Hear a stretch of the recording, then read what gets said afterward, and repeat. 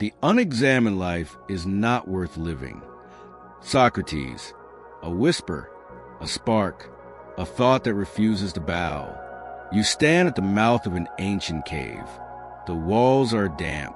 The air tastes of iron and dust. Behind you, chains clink softly as countless souls sit shackled, staring at shadows dancing on the stone. Plato stands beside you. His eyes glint with something dangerous. Not rebellion, not yet, but doubt. Pure, cold, trembling doubt. He leans close and murmurs, "What if this is not reality?" The shadows move. They twist, they shimmer, they look alive. But are they? Or are they mere illusions of a world you've never touched, never seen, never dared to believe in? This is the first stage of intellectual rebellion. Awakening. The moment the mind begins to suspect it is blind. Plato's voice deepens. There is a higher truth, a world of eternal forms. Perfect, unchanging, untouched by the decay of time. What you see is but a ghost of what is real. He believes knowledge is liberation, but liberation for him means turning your back on the flickering shadows and climbing toward the blinding light of ultimate truth. Yet, a figure stands at the far end of the cave, arms folded, lips curved in a cruel, knowing smile. Nietzsche. His voice cuts through the darkness like a blade. There are no forms, no perfect world, no eternal truth waiting to be found. There's only the will to break your chains and forge meaning where none exists. You feel the weight of his words in your chest, not as comfort, but as fire. Plato offers you certainty. Nietzsche offers you chaos and the terrifying freedom that comes with it, which feels more alive. The cave begins to tremble. Dust falls from the ceiling. Shadows flicker violently, as if they know their time is ending. This is not just philosophy. This is a war of visions, one promising a kingdom of unshakable ideals, the other a battlefield where only the strong dare to create value. But you are caught between them. Your pulse quickens. Your mind whispers questions it has never dared to form aloud. What if Plato is right? What if there are eternal truths beyond perception, guiding justice, beauty, and morality? Would turning from them mean madness? But what if Nietzsche is right? What if there are no eternal truths, no divine order, no cosmic blueprint? Would clinging to illusions mean slavery? The chains around the others begin to rattle louder, as if your questions have reached them. Some look away, some shiver. A few lean forward, hungry for rebellion but terrified of its cost. Carl Jung once said, "People will do anything, no matter how absurd, to avoid facing their own souls." Yet here you are, staring into the abyss of thought, feeling its pull, knowing that once you take the first step, there is no turning back. Plato steps closer. Climb toward the light. Seek what is eternal. Only then will you be free. Nietzsche laughs softly. Climb toward the light? No. Burn it down. Make your own light. Freedom is not found. It is created. Two voices. Two destinies. One choice. The cave begins to split. One path leads upward, bathed in distant radiance, promising order and meaning. The other plunges into darkness, promising nothing but the chance to create everything. And so, the journey begins. Stage 1, awakening. The dangerous moment when certainty dies and rebellion is born. But what comes after?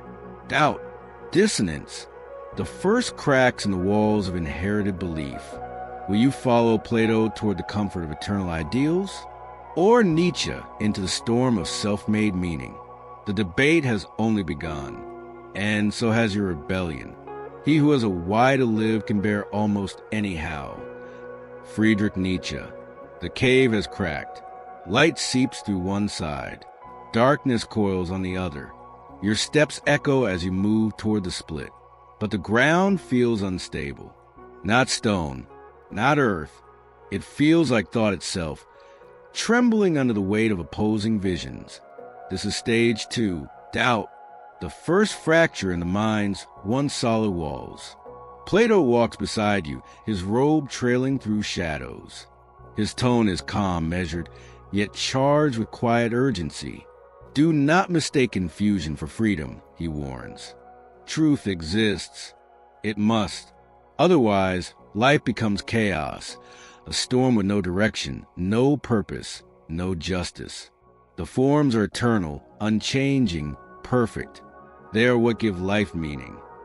His words carry a strange comfort.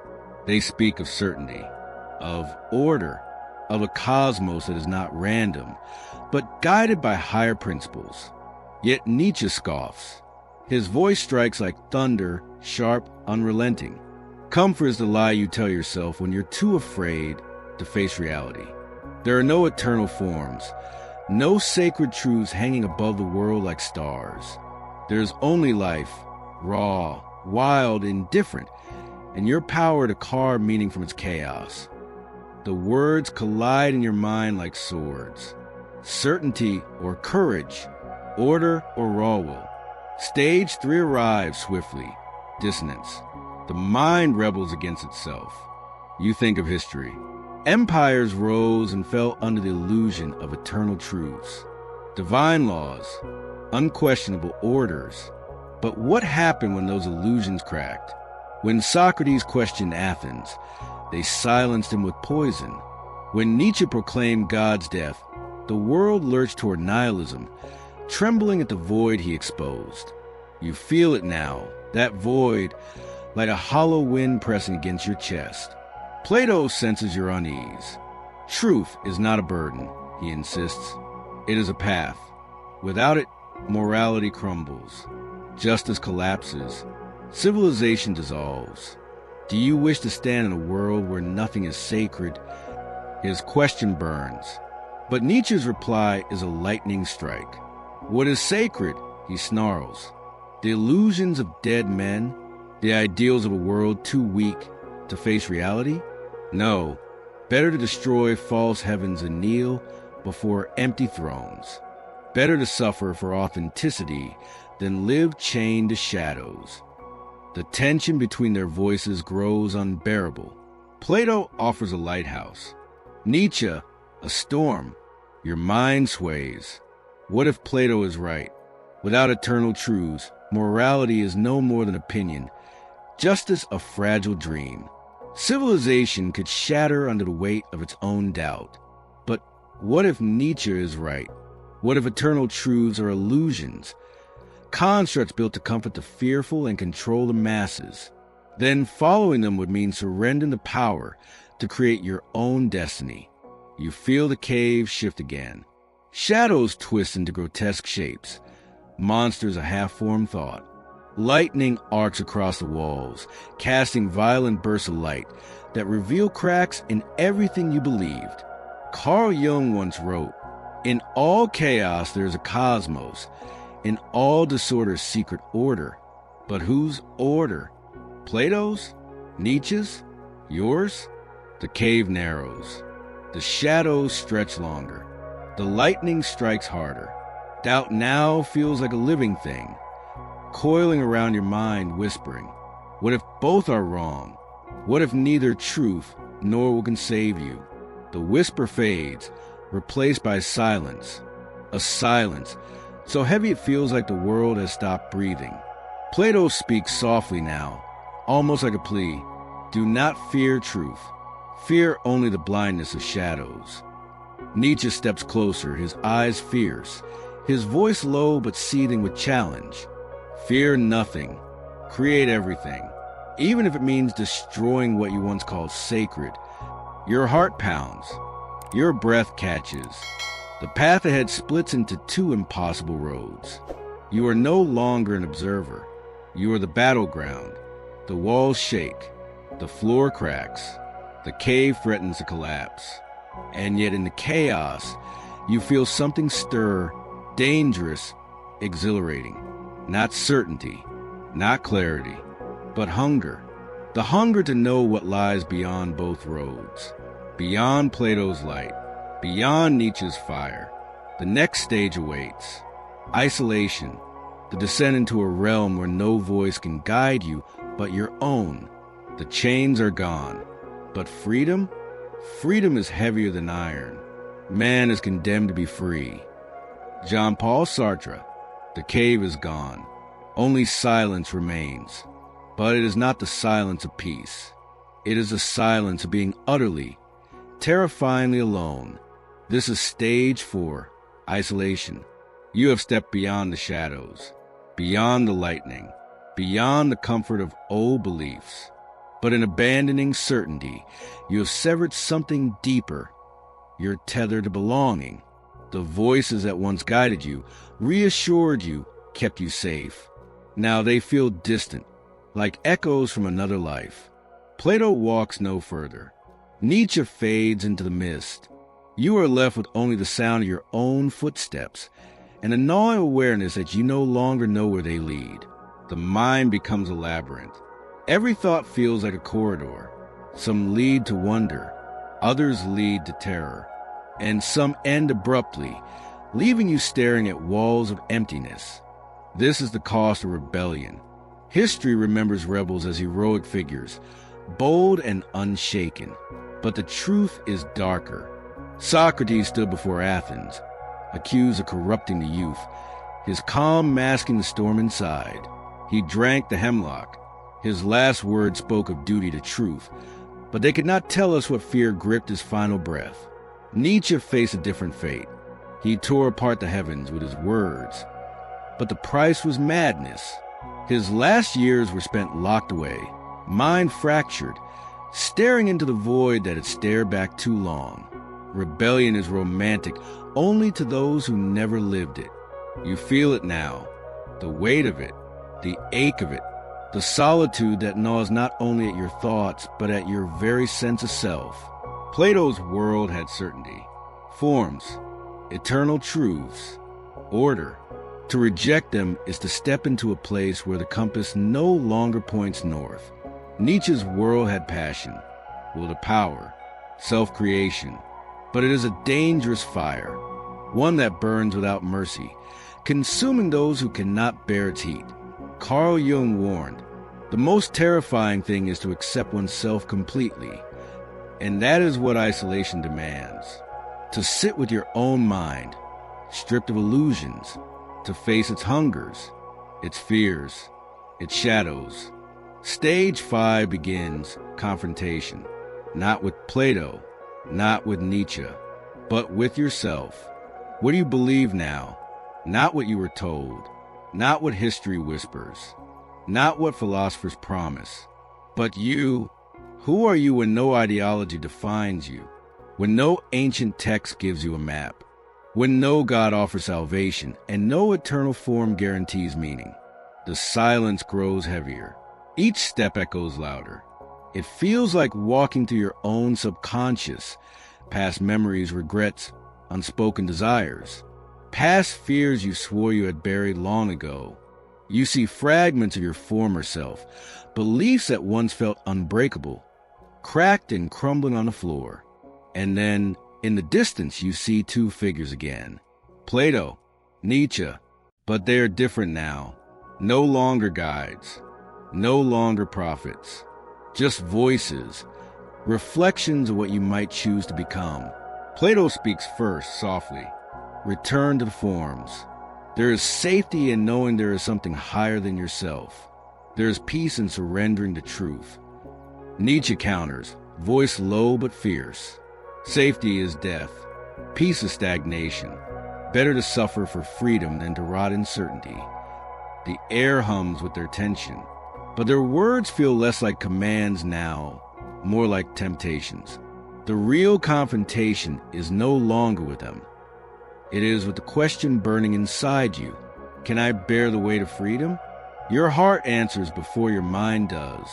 It beats faster, harder, not from fear, from something else. Resolve. The descent has stripped you of illusions, but it has also revealed something rare. The will to stand in the void and not collapse. The will to choose. Stage 5 closes. Stage 6 waits, where rebellion no longer destroys but creates, where the ruins of old beliefs become the stones of something new. But are you ready to build, or will you shatter under the weight of your own freedom? The path forward glows faintly. Two lights shimmer ahead, one soft and eternal, the other fierce and flickering. Plato, Nietzsche, both waiting for what you will create from everything you have lost. One must still have chaos in oneself to be able to give birth to a dancing star. Friedrich Nietzsche. The void shifts, not with collapse, but with possibility. You stand in an open expanse now. Neither cave nor darkness, just an endless horizon waiting to be shaped. This is stage 6, creation. The silence is no longer suffocating. It is fertile. It hums with raw potential, as if daring you to take the first step toward building a world of your own. Plato appears first, calm yet commanding. There must be structure, he says, a higher order, an ideal to guide the soul. Without it, you will build castles of sand, magnificent perhaps, but doomed to dissolve. He gestures, and before you rises the image of the academy.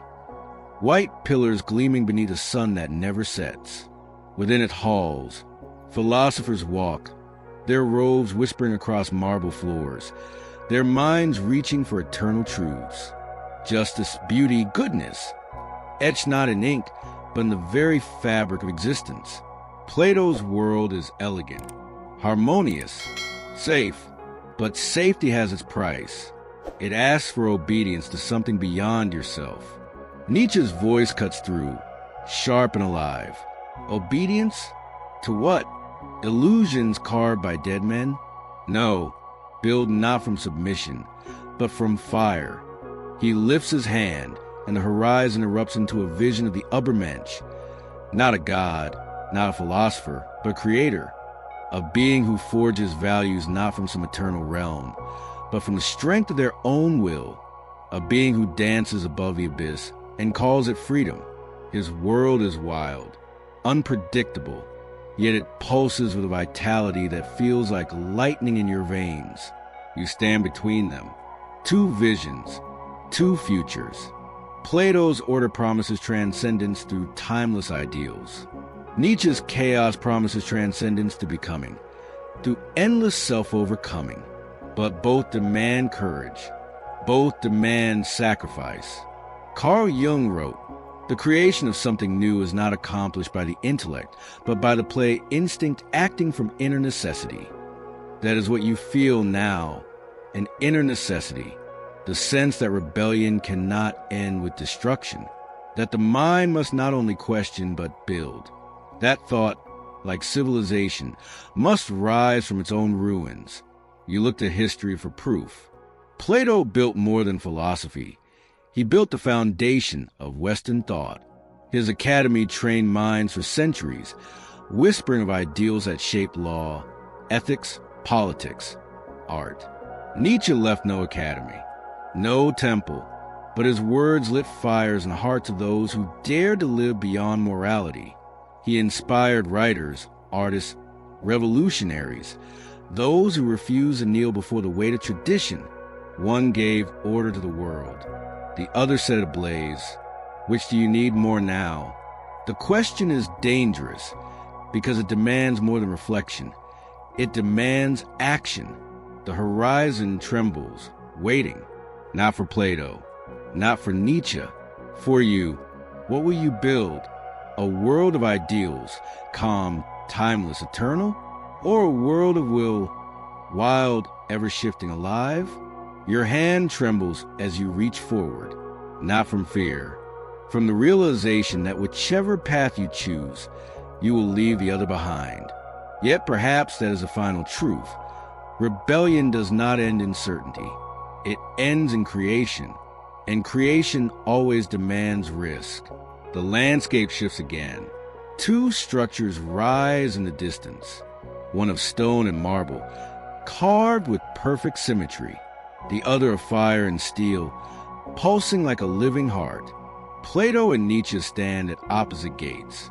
Their eyes do not plead. They challenge.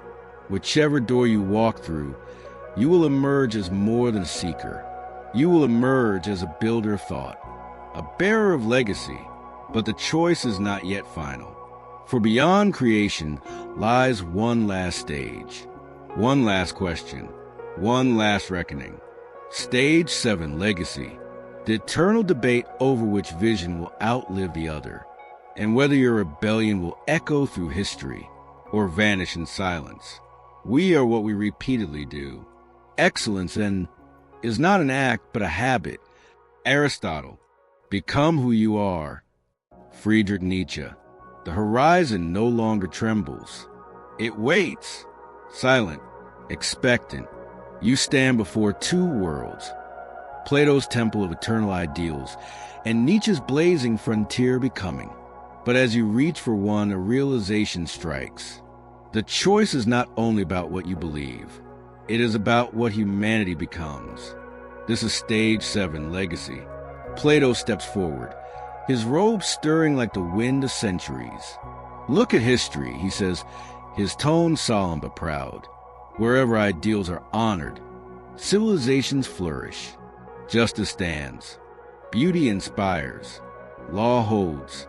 Without higher truths, society collapses into chaos.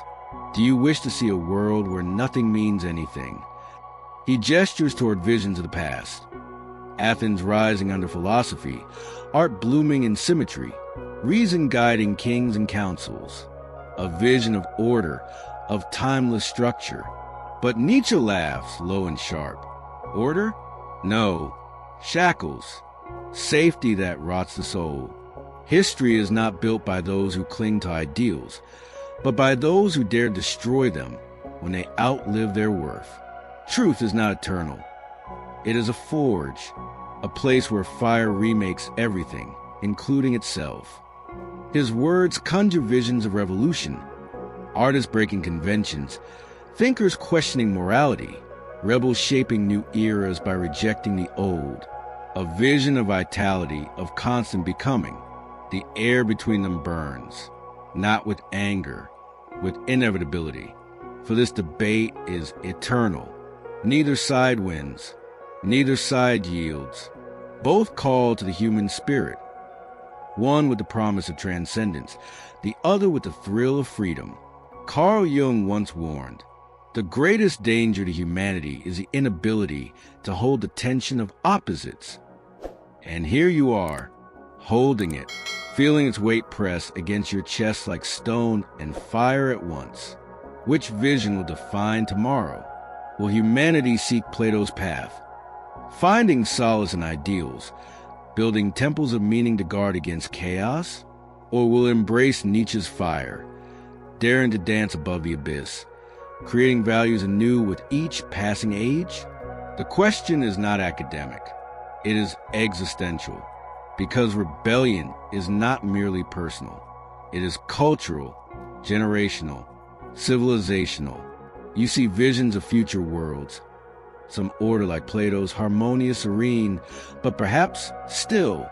Others wild like Nietzsche's, pulsing with endless creation, but perhaps burning too fast to endure.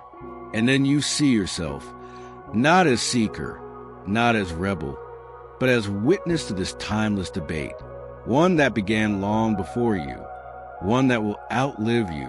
But before you leave, before you choose, two final voices speak. Plato says, true freedom is not the absence of limits, but the alignment of the soul with what is eternal. Nietzsche answers, true freedom is not alignment, it is the courage to create even when the abyss stares back. The horizon fades, the visions dissolve, but their words remain, burning in your mind, daring you to carry the debate forward. You exhale slowly, not in relief, in recognition. The journey through rebellion has not given you answers. It has given you questions, sharper, heavier, more alive than any you carried before. And that perhaps is the point. The cave is behind you. The horizon is ahead. The future of thought is waiting. Whose vision will guide it? Plato's? Nietzsche's? Or yours? You have walked through the 7 stages of intellectual rebellion. You have stood between shadows and lightning, ideals and fire, order and chaos. But now the question is yours to answer. Whose vision speaks to you more? The calm, eternal truths of Plato? Or the fierce, self-forging freedom of Nietzsche? Share your thoughts in the comments. Debate, challenge, build. And if these journeys into the minds of history stir something in you, subscribe to Legends Legacy. Because here, we do not just tell stories of the past. We challenge you to decide the future. Plato whispers, truth is eternal. Nietzsche growls, truth is what you create. 2 voices, 1 choice, which will echo louder in you.